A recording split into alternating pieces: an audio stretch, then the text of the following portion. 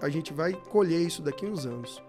Bastante. Esse emagrecimento rápido, ele é deletério para qualquer função articular que precise de um músculo para sustentar.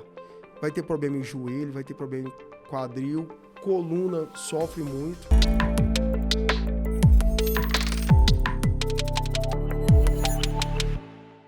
Então vamos lá, mais um podcast, hoje com a presença ilustre, né, da minha amiga, companheira, sócia, doutora Jerusa Naves, tá? É um prazer te receber aqui, é uma honra, na verdade, né, compartilhar com você toda a tua experiência, história, né, história minha, tua, de parceria, de amizade.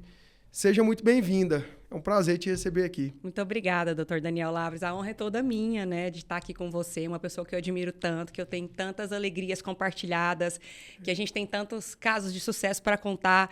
E, além disso, uma pessoa tão íntegra, tão respeitosa, carinhosa com todos nós, nossos pacientes. Então, assim, eu tenho muito orgulho de ser uma pessoa tão próxima de você e ser convidada para esse momento, que eu tenho certeza que vai ser muito legal. Muito obrigada mais uma vez. Não, muito bom a tua presença aqui. Antes da gente começar aqui, eu estava explicando que assim, o primeiro podcast, a gente quis trazer o centro cirúrgico para o podcast. Era para tirar medo de tratamento cirúrgico, de anestesia, de segurança da cirurgia. E hoje eu trago quem performa, quem faz toda a diferença no pré e pós-cirúrgico, né? Eu estava comentando que você é uma parceira da maioria dos casos que são não cirúrgicos, né? A gente sempre deixa isso bem claro, a maioria das patologias de coluna são não cirúrgicas, que você abraça e trata muito bem, e da reabilitação do nosso paciente cirúrgico. Então, é uma honra poder te convidar para a gente falar um pouco disso. E eu achei muito legal a cronologia que você fez, né? Então, por exemplo, trazer o Dr. Luciano, anestesiologista, né, que faz parte dessa direção do seu bloco cirúrgico, ele que faz com tanta maestria e precisão, né? Um cara mega diferenciado. Depois veio a Gabi, né, que monitora todas as suas cirurgias e que traz uma segurança, um diferencial para o paciente, né, Daniel? Porque hoje eu acredito que o maior medo que o paciente tem é essa mesmo, né? Operar a coluna. Será que eu vou ficar bom de novo, né, depois que eu opero coluna? Então, você traz esse seu time, que é tão fantástico. E para quem teve a oportunidade de acompanhar uma cirurgia sua, como eu já tive várias vezes, é uma orquestra, né? Vocês são uma orquestra ali. É uma orquestra que começa antes, durante, e o que eu sempre falo, a cirurgia é 50% do sucesso do paciente. 50% é o ato cirúrgico, quando tem indicação, 50% é ele com você. Mas sabe, Doc, eu não tenho muita preocupação em dizer isso. Eu só consigo êxito na reabilitação quando eu tenho a segurança de ter comigo um médico como você e toda a sua equipe que me traz um pós-operatório muito diferenciado. Obviamente, Daniel, o que me faz muito trabalhar com você é a sua retidão. Porque você não é aquele cara que opera porque tem que ganhar uma quantidade X de dinheiro no final do mês.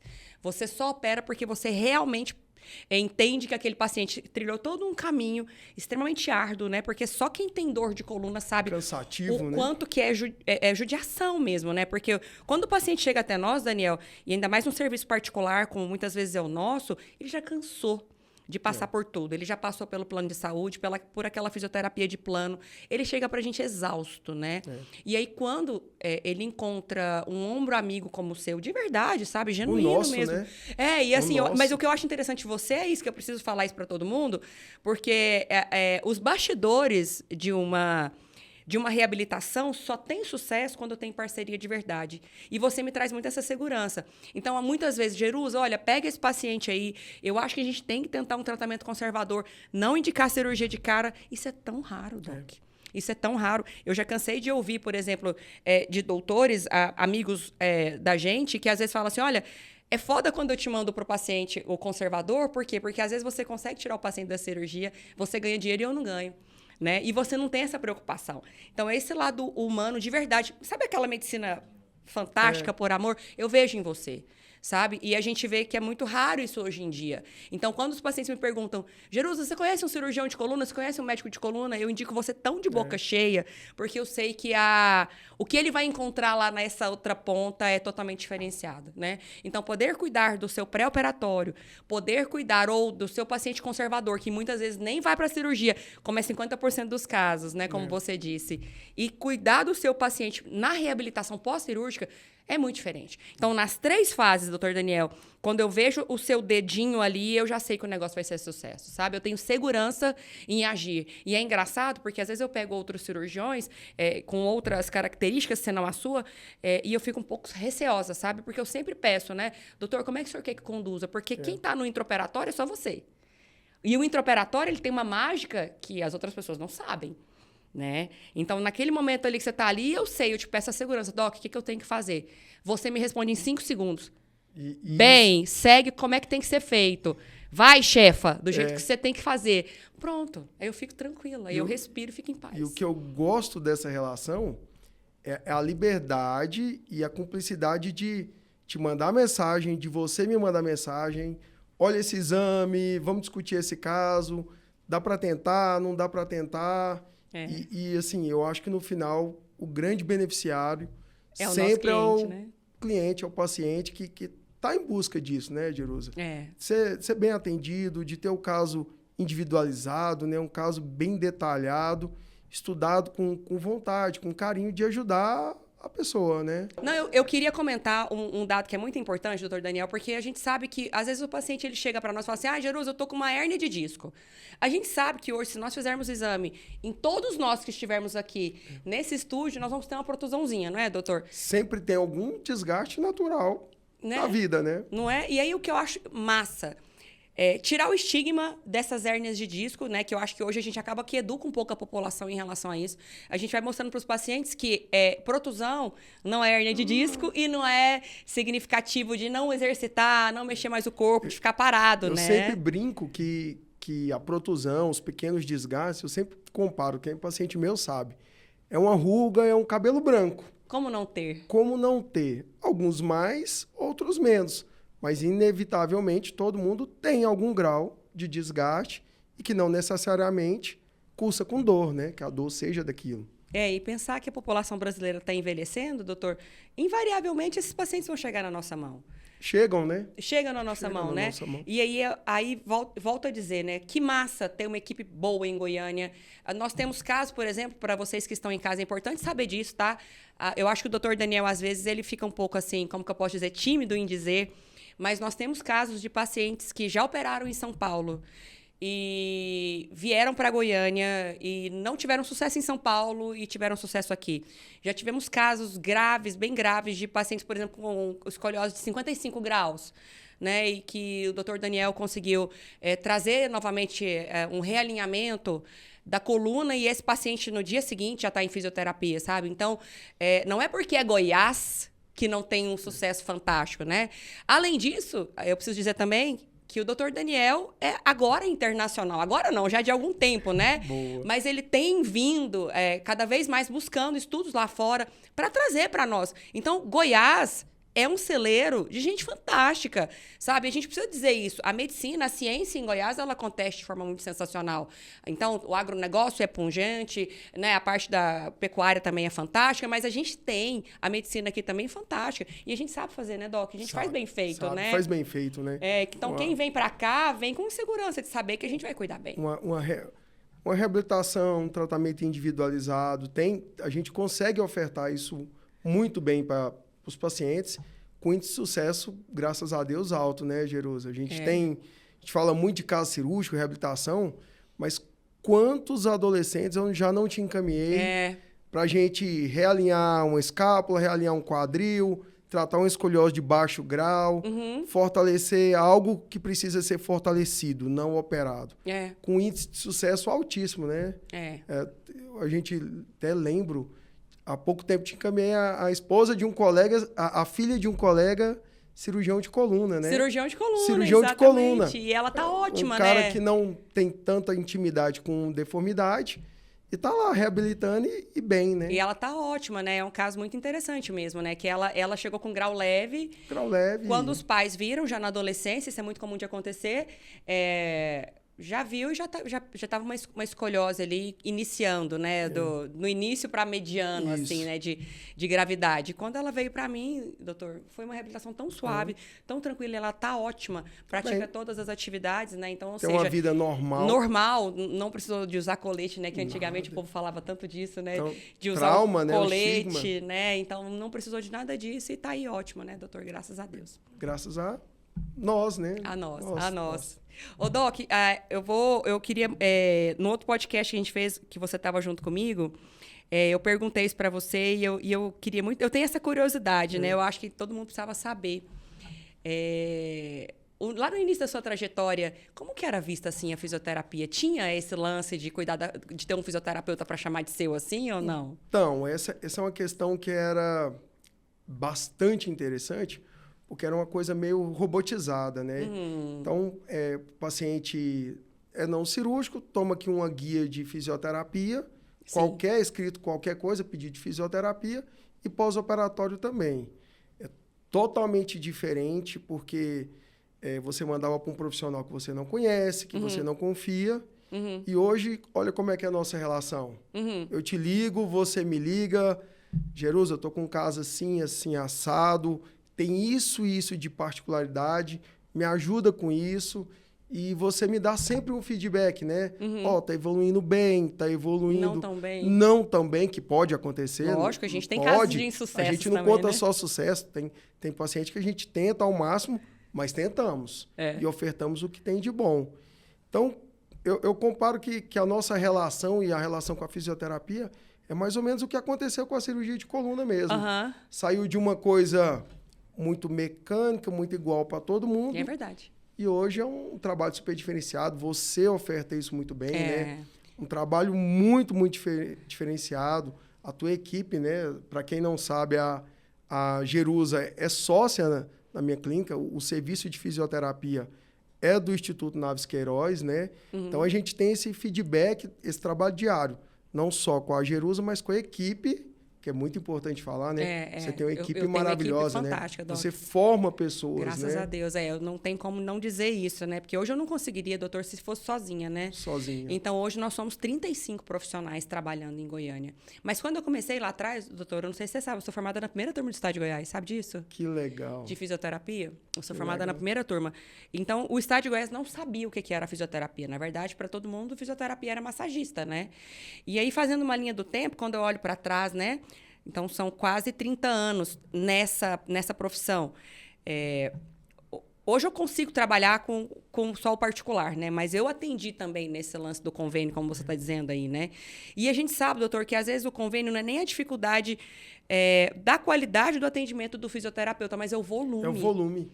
A gente não consegue entregar uma qualidade com alto volume. Então, por exemplo, nos serviços que eu já atendi, por um período de manhã ou período da tarde, nós atendíamos 80 pacientes. Então, como é que você muito, consegue? Né? Não consegue. Um fisioterapeuta cuidar de 4, 5 pacientes quase simultaneamente. Simultaneamente. Né? Então, a gente não consegue entregar qualidade. Então, isso eu estou fazendo um pouco de meia-culpa em dizer que o plano de saúde, às vezes, é o que ele oferece.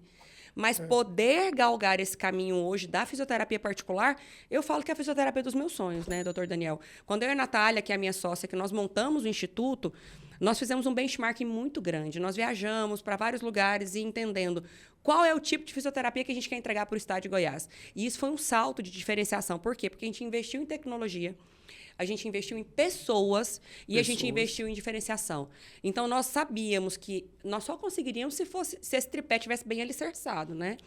Então, pegando um gancho nisso teu, eu estava contando mais cedo para o pessoal aqui que lá no Instituto Naves Queiroz, vocês montaram até o minicampo lá agora de areia, que eu acho o máximo, porque o esporte do momento, né, é uma coisa bem bacana. Beach tênis, o beach tênis, vôlei de areia, futevôlei, que são esportes que altamente tem um potencial alto de lesão de ombro, cotovelo e coluna. E coluna, muito. A quantidade de pacientes que eu recebo por semana que começaram o beach tênis e sentem dor lombar, né, até pela posição, extensão, movimento sem treino.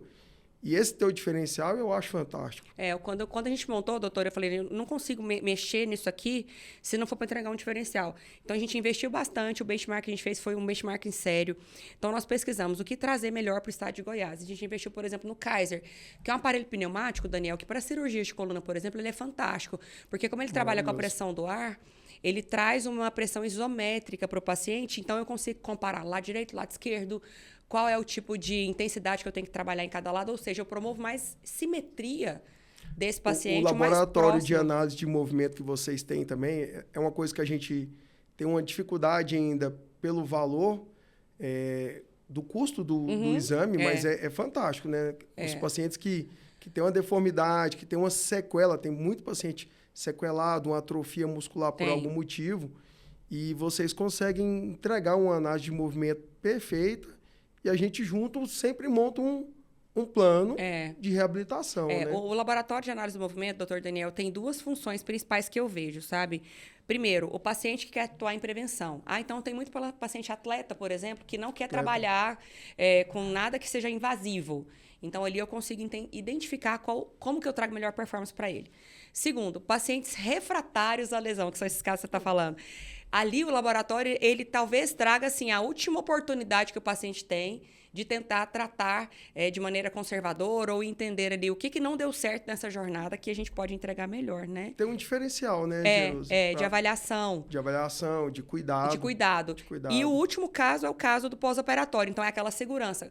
Que hora ele pode voltar para o esporte com segurança? Pós-cirurgia de coluna. Né? Que hora que ele pode voltar para a função normal? Então, o laboratório, doutor, ele me traz dados tanto quantitativos quanto qualitativos. E ali eu consigo entender quais são as necessidades de ajuste para o paciente, objetivos estratégicos. O que eu tenho que fazer para te entregar de volta para a sua atividade de vida normal, né? O mais próximo do normal possível. Devolver vida, né? Vida, doutor, eu falo que é isso, né? Então, o lema do Instituto é Viva em Movimento, porque a gente entende que a vida sem movimento, ela não é vida, né? E então, eu não consigo pensar num corpo hoje que não se movimenta com qualidade. E sem dor. E sem preferência. Dor. Exatamente. Então, por exemplo, coluna hoje, você está falando do beach tênis. Lesão cervical, porque a gente fica olhando muito tempo para cima, né? Olhando para a bolinha para cima. Então, a gente vê que lesão cervical, lesão de lombar, como você falou, das hiperextensões. E assim, doutor Daniel, as pessoas não cuidam muito da coluna, né? Eu vejo muito assim, que as pessoas não são muito preocupadas. O preventivo, não. O preventivo, né? Então, eu vou para academia, eu treino braço, eu treino perna, né? Mulher adora treinar perna, homem adora treinar braço. Mas ninguém se liga muito na coluna, né? Então, tá todo mundo achando que a coluna... trabalho diferenciado em cima disso. A coluna é obrigada a aguentar esse batidão? Não é, né, doutor? Então, e não aguenta, né? E não aguenta, ela vai abrir o bico, né? Então, por exemplo, só com a idade, com o envelhecimento, eu vou desidratando o núcleo pulposo, meu disco intervertebral. Então, assim, por que eu não cuido da minha coluna igual eu cuido de tantas coisas, né? Que eu olho, assim, pro meu corpo, esteticamente falando, a coluna, ela é o eixo. Ela é o alicerce dessa casa. E nesse sentido, pegando um gancho, a gente está num momento agora que as lesões do esporte vão aumentar bastante, né? Início de férias aí, tem um pessoal que tá parado e que quer se tornar atleta, ou que viaja e vai iniciar um jogo diferente, vai testar um esporte que não conhece, sem treinos, sem orientação. E machuca bastante, né? Daqui uns dias esse pessoal tá aqui com a gente. Pois é, doutor. Tem um paciente, a gente fala que é o paciente tigrão, né? Que é aquele paciente tigrão, que ele acha que ele sabe tudo e que ele não precisa de nada, nem de ninguém. Porque ele chega na academia, ele mesmo treina, ele mesmo faz a carga que ele quer. Ele sabe tudo. Então, esse paciente, por exemplo, ele é um paciente que vem muito pra gente, né? Só que ele já vem pra nós como, doutor? Aquele caso degenerativo, gravíssimo, né? Já vem com a lesão feita. Com a lesão feita. Ele chega pra nós, porque como ele sabe tudo, ele já chega pra nós, assim, todo degenerado, né? Então, já chega com as artroses de coluna e a gente tem que rebolar para dar conta do recado. Correr atrás. E o outro caso é esse caso que você falou, que o paciente quer inovar no esporte, não sabe como é que faz, não sabe o gesto esportivo e mete a cara, né? Sem uma preparação esse mês antes. Tem bastante, né? Não tem? Pode esperar agosto, né? Pode. Agosto bomba. Essa turma aparece, né? Aparece, né, Doc? Mas que bom que a gente está aqui para isso, né? Mas eu acho que, assim, quanto mais nós pudermos atuar em nível preventivo, de conscientização, sabe? Melhor. Quando eu converso com o paciente, doutora, eu falo assim, olha, nós temos um centro de força aqui na coluna. Ele fala, o quê? O que é centro de força? Que é o famoso core. A gente briga tanto, né? Tanto, por que você não olha para isso como você olha para outras coisas, né? Então, eu tenho ali, desde o meu diafragma até o assoalho pélvico, 28 músculos que protegem a sua coluna. que são defensores da sua coluna. Eu sempre brinco que quem segura a coluna é músculo, não é músculo. O osso, não é o disco, que todo mundo acha que é. Eles são papandados, né, do músculo, né? Eles obedecem à demanda. Eles só vão lá até onde você quer que o músculo vá. Quem segura, a gente sempre reforça isso, tanto para os casos não cirúrgicos, que são a maioria, e os cirúrgicos, porque o pós-operatório é outra coisa bem legal. Eu sempre brinco assim, ó, você tem 23 discos na coluna. Olha isso. Na maioria das vezes a gente opera um. Tem mais 22 que precisa de reforço, tratamento. Né? Hidratação, né, Hidratação, o resto da vida. E aí o paciente, por exemplo, ele não percebe essa importância desse danado do core. Antigamente nós tínhamos, por exemplo, terapias que falavam que tratavam a coluna, mas que hoje já caíram por terra, como o famoso RPG. E isso é um outro diferencial que eu acho em você, né? Porque eu canso de receber ainda indicação de doutor de coluna indicando RPG. E o que é o problema do RPG, doutor? Para ser bem sincera, que é a reeducação postural global. Porque eles são estáticos, né? São grupos de exercícios estáticos. Então, eu coloco o paciente deitado em várias posições que promovem mobilidade e alongamento, porém, o nosso corpo ele não é estático. O dia a dia não é assim, né? Não é. Então, a gente sempre fala que um corpo ele precisa ser um corpo funcional. Então, ele é um corpo que agacha, que levanta, que empurra, que puxa, que gira. Então, ele é um corpo tridimensional. E o legal de fazer uma analogia do tanto que a fisioterapia entendeu e divulga isso com a cirurgia de coluna. Porque a cirurgia tradicional, clássica, era tirar movimento. São as famosas artrodeses. As artrodeses. Que você viu muito no passado. Sim, e que muito. Hoje, graças a Deus, está diminuindo bastante, né? Porque se a tua coluna é para movimentar e você vai soldar algo que era para movimentar, alguma coisa vai acontecer. Alguma coisa não está certo. Não que a gente não use ainda.